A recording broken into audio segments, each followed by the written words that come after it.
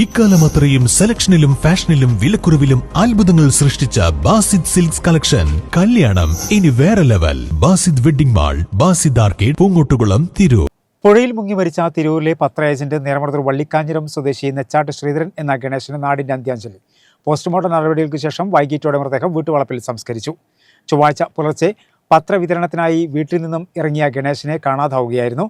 ഫയർഫോഴ്സും TDRF വോളണ്ടിയർമാരും സന്നദ്ധ പ്രവർത്തകരും നാട്ടുകാരും ചേർന്ന് നടത്തിയ തെരച്ചിലാണ് മൃതദേഹം തിരൂർ പൊന്നാനി പുഴയിൽ നിന്നും കണ്ടെത്തിയത്. പുഴയിൽ മുങ്ങി മരിച്ച നേർമടത്തൂർ വള്ളിക്കാഞ്ഞിരം സ്വദേശിയും തിരൂർ ബസ് സ്റ്റാൻഡിലെ പത്ര ഏജന്റുമായ നെച്ചാട്ട് ശ്രീധരൻ എന്ന ഗണേശന്റെ മൃതദേഹം വീട്ടുവളപ്പിൽ സംസ്കരിച്ചു.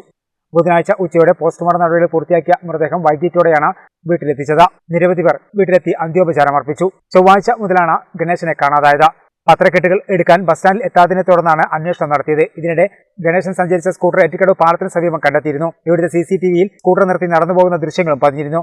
ഇതേ തുടർന്ന് തിരൂർ പൊന്നാനിപ്പുഴയിൽ ഏറ്റിക്കടവ് ഭാഗത്ത് ഫയർഫോഴ്സും നാട്ടുകാരും സന്നദ്ധ പ്രവർത്തകരും ഏറെ നേരം തെരച്ചിൽ നടത്തിയെങ്കിലും കണ്ടെത്താനായിരുന്നില്ല. രാത്രി തെരച്ചിൽ നിർത്തിവെക്കുകയായിരുന്നു. ബുധനാഴ്ച പുലർച്ചെ വീണ്ടും തെരച്ചിൽ ആരംഭിച്ചു. ഇതിനിടെ രാവിലെ 8:30യോടെയാണ് തെക്കനന്നര വേട്ടാതി ക്ഷേത്രത്തിന് സമീപം പുഴയിൽ മൃതദേഹം കണ്ടെത്തിയത്. തുടർന്ന് അഗ്നിശമന സേനയും TDRF വോളണ്ടിയർമാരും നാട്ടുകാരും എത്തിയാണ് മൃതദേഹം കരക്കെത്തിച്ചത്. ന്യൂസ് പേപ്പർ ഏജന്റ് അസോസിയേഷൻ സംസ്ഥാന ജനറൽ സെക്രട്ടറി ചേക്കു കരിപ്പൂർ, ദേശീയ പ്രവർത്തക സമിതി അംഗം CP അബ്ദുൽ വഹാബ്, സംസ്ഥാന പ്രവർത്തക സമിതി അംഗം ഖാലിദ് ചമ്മാട്, ജില്ലാ സെക്രട്ടറി സക്കരിയ തിരൂർ, തിരൂർ ഏരിയ പ്രസിഡന്റ് നാസർ കാരത്തൂർ തുടങ്ങിയവർ വീട്ടിലെത്തി അന്ത്യോപചാരം അർപ്പിച്ചു. 52 വയസ്സായിരുന്നു ഗണേശന്. ഷീജയാണ് ഭാര്യ.